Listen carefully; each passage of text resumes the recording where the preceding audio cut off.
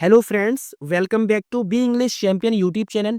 Guys, आज की video आपके लिए बहुत ही खास होने वाली है क्योंकि आज की वीडियो में हम बात करेंगे use of could and would कि कुड और वुड का यूज कहाँ कहाँ किया जाता है, किस तरह से इनका यूज होता है, इन दोनों के बीच क्या डिफरेंस है, क्या दोनों इंटरचेंजेबली यूज किए जा सकते हैं या नहीं। इन सब बातों को हम आज इस वीडियो में कवर करने वाले हैं। तो गाइस, आप मेरे साथ वीडियो में एंड तक बने रहिएगा, वीडियो को बिल्कुल भी स्किप मत कीजिएगा ताकि कोई भी पॉइंट इस वीडियो का मिस ना हो, वरना आपको कुछ भी समझ में नहीं आएगा। तो गाइस, जो लोग इस चैनल पर नए हैं, अभी तक सब्सक्राइब नहीं किया है, प्लीज चैनल को सब्सक्राइब करके बेल आइकन को प्रेस करें ताकि समय पर आपको हर एक वीडियो का नोटिफिकेशन पहुंचता रहे। तो स्टार्ट करते हैं। यहाँ पर सबसे पहला जो नंबर है वो हमारा है कुड। व्हाट इज कुड, यानी कुड क्या होता है? तो कुड पास्ट ऑफ कैन, यानी ये कैन का पास्ट होता है, यानी कैन की पास्ट फॉर्म को कुड कहा जाता है। तो यहां पर जो पहला इसका यूज है वो है एबिलिटी इन द पास्ट, यानी योग्यता। एबिलिटी इन द पास्ट यानी पास्ट की एबिलिटी को दिखाने के लिए कुड का यूज किया जाता है। इस तरह से इसका सेंस निकलेगा कर सकता था, कर लेता था या कर पाता था। हालांकि इसका जो मतलब होता है कर सकता था, एबिलिटी इन द पास्ट में कर सकता था, लेकिन अपनी भाषा में हम इसको कर लेता था भी कहते हैं, कर पाता था भी कहते हैं। तो अब इसको हम एग्जाम्पल के थ्रू समझेंगे। पहला एग्जाम्पल है, I could read Sanskrit when I was 7। तो क्या मतलब हुआ? आई कुड रीड संस्कृत यानी मैं संस्कृत पढ़ सकता था, व्हेन आई वॉज 7 यानी जब मैं 7 साल का था। तो इसका मतलब है यहां पर जो एबिलिटी दिखाई जा रही है कि मैं संस्कृत पढ़ सकता था, ये एबिलिटी है। लेकिन ये एबिलिटी कब की है? व्हेन आई वॉज 7, जब मैं 7 साल का था। यहां पर हमारे पास्ट की बात हो रही है। तो इस तरह से जब पास्ट की बात होगी और उसमें एबिलिटी दिखाई जाएगी तो वहां पर कुड का यूज किया जाएगा। तो I could read Sanskrit when I was 7, यानी जब मैं 7 साल का था तो मैं संस्कृत पढ़ सकता था, संस्कृत पढ़ लेता था या संस्कृत पढ़ पाता था। तो हम तीनों तरह से कैसे भी इसको कह सकते हैं, क्योंकि हर एक इंसान का अपनी बात को कहने का जो तरीका है वो अलग हो सकता है। लेकिन हमें क्या देखना है कि उसका मीनिंग यानी जो सेंस है वो सेम रहना चाहिए। तो I could read Sanskrit when I was 7, यानी जब मैं 7 साल का था तो मैं संस्कृत पढ़ सकता था। नेक्स्ट है, my father couldn't swim when he was a child. तो इसका मतलब है माई फादर कुडंट स्विम यानी मेरे पिता तैर नहीं सकते थे। कुडंट जो कि कुड नॉट का कॉन्ट्रैक्शन फॉर्म है। कुड नॉट को जब कॉन्ट्रैक्ट किया जाएगा तो वो बनता है कुडंट, यानी माय फादर कुडंट स्विम, मेरे पिता नहीं तैर पाते थे। मेरे पिता नहीं तैर पाते थे when he was a child, जब वो यानी एक बच्चा थे। जब वो एक बच्चा थे तो वो तैर नहीं पाते थे या तैर नहीं सकते थे। तो दोनों तरह से हम इसको कह सकते हैं। तो यहाँ पर भी जो फादर है उनकी एबिलिटी को दिखाया जा रहा है, और एबिलिटी कब की है? पास्ट की। तो इस तरह से ability in the past. Next है, he couldn't speak English 4 years एगो।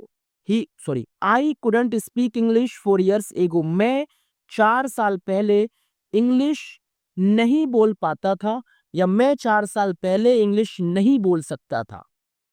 तो गाइस, इस तरह से आप एबिलिटी इन द पास्ट में कुड का यूज करना समझ गए हैं। नेक्स्ट यूज के बारे में हम बात करेंगे। नेक्स्ट यूज है जो कुड का पॉसिबिलिटी के सेंस में। पॉसिबिलिटी यानी संभावना।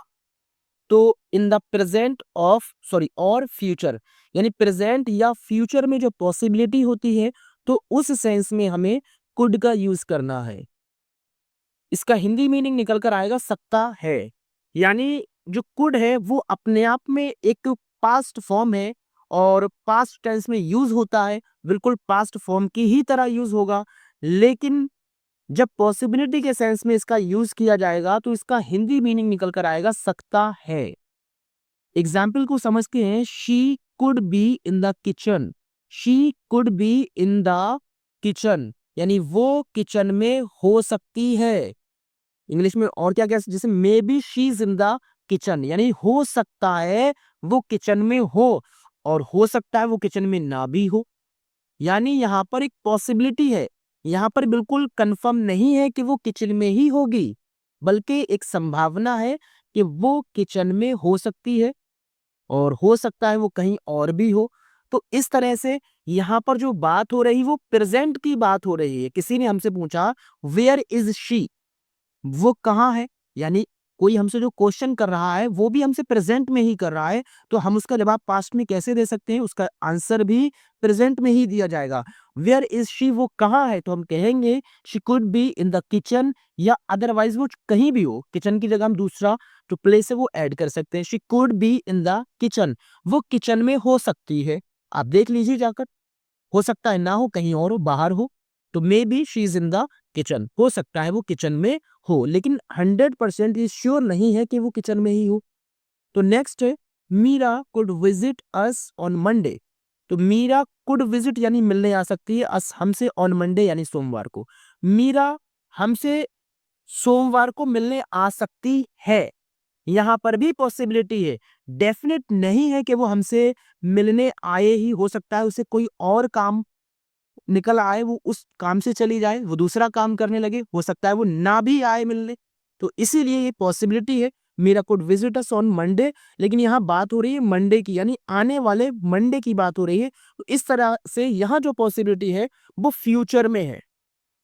पहले वाले एग्जाम्पल में जो पॉसिबिलिटी है वो प्रेजेंट में है, दूसरे वाले एग्जाम्पल में जो पॉसिबिलिटी है वो फ्यूचर में है। Meera could visit us on Monday, Meera Monday को हमसे मिलने आ सकती है। Maybe Meera will visit us on Monday, हो सकता है मीरा मंडे को हमसे मिलने आए। तो नेक्स्ट यूज के बारे में देखेंगे अब। नेक्स्ट यूज है कुड का पोलाइट रिक्वेस्ट के फॉर्म में, यानी पोलाइट रिक्वेस्ट यानी विनम्र निवेदन। जब विनम्र निवेदन किया जाता है तो वहां पर भी आप कुड का यूज कर सकते हैं। इसका हिंदी सेंस निकल कर आएगा क्या आप सकते हैं, यानी यहाँ पर कोई भी एक्शन की बात होगी, क्या आप ऐसा कर सकते हैं। तो एग्जाम्पल के थ्रू समझते हैं। Could you please hold this for a minute, could you please hold this for a minute, क्या आप 1 मिनट के लिए ये पकड़ सकते हैं। यहाँ पर प्लीज भी लगा हुआ है जो कि रिक्वेस्ट को दिखाता है, मतलब क्या आप कृपया इसको 1 मिनट के लिए पकड़ सकते हैं। तो यहाँ पर एक विनम्र निवेदन हो रहा है। हालांकि नॉर्मल रिक्वेस्ट के लिए आप कैन का यूज भी कर सकते हैं, मे का यूज भी कर सकते हैं, लेकिन विनम्र मतलब कैन का यूज स्पेशली नॉर्मल सेंस में किया जाता है, लेकिन मे और कुड का यूज जो है वो पोलाइट रिक्वेस्ट के लिए किया जाता है। Could you please hold this for a minute. अब कुड में और मे में क्या फर्क है, मे का जो है वो फॉर्मल यूज है उसका, यानी ऑफिसेज वगैरह में, लेकिन कुड का यूज जो है वो हम इनफॉर्मल वे में करते हैं। Could you please hold this for a minute, क्या आप 1 मिनट के लिए पकड़ सकते हैं। Could you do me a favour please, तो यहाँ पर रिक्वेस्ट हो रही है कि आप मेरा एक काम कर सकते हैं। Could you do me a favour please, क्या आप मेरा एक काम कर सकते हैं। तो हम यहाँ पर बहुत ज्यादा पोलाइट रिक्वेस्ट कर रहे हैं, यानी अगर सामने वाला इंसान ना भी करना चाहे तो हमारी रिक्वेस्ट को देखकर वो हमारा काम कर सकता है। नेक्स्ट यूज देखिए। नेक्स्ट यूज है रिपोर्टेड स्पीच के सेंस में। आपने डायरेक्ट और इनडायरेक्ट सेंटेंस पढ़े होंगे, तो उसमें जो डायरेक्ट सेंटेंस होता है उसके दो पार्ट होते हैं, रिपोर्टिंग वर्ब और रिपोर्टेड स्पीच, जिसको इन्वर्टेड कॉमा के अंदर रखा जाता है। तो इसका सेंस जो हिंदी में आएगा वो है सकता था।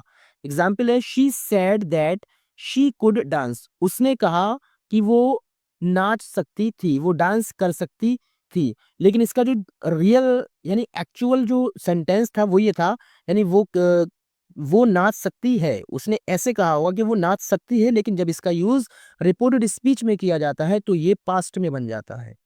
तो इस तरह से जो रिपोर्टिंग वर्ब ये है और इतना पार्ट रिपोर्टेड स्पीच है। तो जब रिपोर्टिंग वर्ब पास्ट में होगी तो रिपोर्टेड स्पीच डेफिनेटली पास्ट में ही होगी। तो इस तरह से उसने कहा कि वो डांस कर सकती थी। She said that she couldn't walk, उसने कहा कि वो चल नहीं सकती थी या चल नहीं पाती थी। तो इस तरह से रिपोर्टेड स्पीच के सेंस में कुड का यूज किया जाएगा। अब बात करेंगे यूज ऑफ वुड। हमने कुड के जो 4 यूज थे वो समझे। पहला यूज जैसे पास्ट ऑफ कैन, यू की कैन का पास्ट है एबिलिटी इन द पास्ट के रूप में, पॉसिबिलिटी के सेंस में, पोलाइट रिक्वेस्ट के सेंस में और रिपोर्टेड स्पीच के रूप में हम कुड का यूज कर सकते हैं। अब है वुड का यूज, पास्ट ऑफ विल। जिस तरह से वो पास्ट ऑफ कैन था यानी कैन का पास्ट था, ये विल का पास्ट फॉर्म होता है। तो इसका use for repeated actions in the past, यानी पास्ट में होने वाले रिपीटेड एक्शन के लिए भी इसका यूज किया जाता है। यानी ऐसे काम जो पास्ट में अक्सर हुआ करते हैं, तो उस सेंस में वुड का यूज किया जाता है। जैसे when I was little I would go often to my granny's house. तो क्या मतलब हुआ, जब मैं छोटा था तो मैं अपनी नानी के घर अक्सर जाया करता था। जब मैं छोटा था, when I was little I would go often to my granny's house. जब मैं छोटा था तो मैं अक्सर अपनी नानी के घर जाया करता था, यानी अक्सर जाया करता था। तो जो काम पास्ट में अक्सर हुआ करता है, तो उस एक्शन के लिए वुड का यूज किया जाता है। नेक्स्ट है 2 years एगो I would study English 6 hours a day but now I don't. यानी 2 साल पहले मैं एक दिन में 6 घंटे तक इंग्लिश को स्टडी करता था, लेकिन अब मैं नहीं करता हूँ। यानी जो काम पास्ट में अक्सर हुआ करता हो और प्रेजेंट में वो काम ना हो, तो उस सेंस में वुड का यूज। तो आप एग्जाम्पल के थ्रू इसको इजीली समझ सकते हैं कि 2 years एगो I would study English 6 hours a day but now I don't. यानी 2 साल पहले मैं इंग्लिश को 6 घंटे एक दिन में पढ़ा करता था, लेकिन अब नहीं पढ़ता हूँ। नेक्स्ट यूज है to talk about imaginary situation in present और फ्यूचर। यानी प्रेजेंट और फ्यूचर में इमेजिनरी सिचुएशन के बारे में बात करना, यानी जो काल्पनिक है, जो हो नहीं सकती, जो रियल लाइफ में ना हो, तो उनके लिए भी वुड का यूज करेंगे। इसका मतलब होता है कर देता या कर दूंगा। हिंदी सेंस निकल कर आएगा, if I were you, if I were you, अगर मैं तुम होता या अगर मैं तुम्हारी जगह होता, I would make a lot of changes, तो मैं बहुत सारे बदलाव कर देता। तो यहाँ पर जो सेंस निकल कर आएगा वो कर देता का या कर दूंगा का सेंस निकल कर आएगा। इफ आई वर यू, आई के साथ कभी भी वर नहीं आता है, वर्स का यूज यानी सिंगुलर जो फॉर्म होती है वर्स का यूज किया जाता है। लेकिन जब इमेजिनरी थिंग्स की बात की जाती है तो वहां कोई भी सब्जेक्ट हो वहां वर का ही यूज किया जाता है, और ये हमें ये दिखाता है कि ये जो सेंटेंस है इसमें जो सेंस है वो एक इमेजिनरी है। तो इफ आई वर यू, अगर मैं तुम्हारी जगह होता, क्योंकि ये हो ही नहीं सकता, मैं तुम्हारी जगह नहीं हो सकता, यानी कोई भी इंसान दूसरे की जगह कैसे ले सकता है, ये पॉसिबल ही नहीं है। तो जो चीजें पॉसिबल नहीं है वो इमेजिनरी थिंग्स कहलाती हैं। तो इफ आई वर यू, अगर मैं तुम्हारी जगह होता तो मैं बहुत सारे बदलाव कर देता। नेक्स्ट है I would go to her party if she invites me. यानी आई वुड गो, मैं जाता, टू हर पार्टी, उसकी पार्टी में, इफ शी इनवाइट्स मी, अगर वो मुझे इनवाइट करती। यानी कि अगर वो मुझे इनवाइट करती है तो मैं उसकी पार्टी में जाता, लेकिन वो मुझे इनवाइट थोड़ी करती है। अगर करती तो, लेकिन वो करती ही नहीं है। नेक्स्ट है if I had listen to my father I wouldn't be in trouble. यानी अगर मैंने had listen to my father, अपने पिता की बात मानी होती या सुनी होती, I wouldn't be in trouble, तो मैं परेशानी में, इस समस्या में नहीं होता। If I had listen to my father I wouldn't be in trouble, अगर मैंने अपने पिता की बात सुनी होती तो मैं परेशानी में नहीं होता। तो यहाँ पर जितने भी काम है, जो भी यहाँ पर जो शर्त रखी जा रही है, वो सब इमेजिनरी है, जो पॉसिबल नहीं है, क्योंकि जो काम अब हो गया वो पूरा तो हो नहीं सकता। यानी मानी होती, मानी तो नहीं, अगर मानी होती तो ऐसा होता, लेकिन अब ये पॉसिबल ही नहीं है। जो काम पहले हो ही गया, चाहे वो गलत हुआ या सही हुआ, वो पॉसिबल नहीं उसको चेंज करना। तो इस तरह से इमेजिनरी थिंग्स में हम जो शर्त वाली बात होती, अगर मैं तुम होता, तो इसके आगे वाला जो सेंस आएगा रिजल्ट वाला, उसमें हम वुड का यूज करेंगे इमेजिनरी थिंग्स के लिए। नेक्स्ट यूज है to make polite request, offers and invitations in present और फ्यूचर। यानी प्रेजेंट या फ्यूचर में इन्विटेशंस, ऑफर या पोलाइट रिक्वेस्ट करने के लिए भी वुड का यूज किया जाता है। इसका हिंदी सेंस है करेंगे या कर देंगे।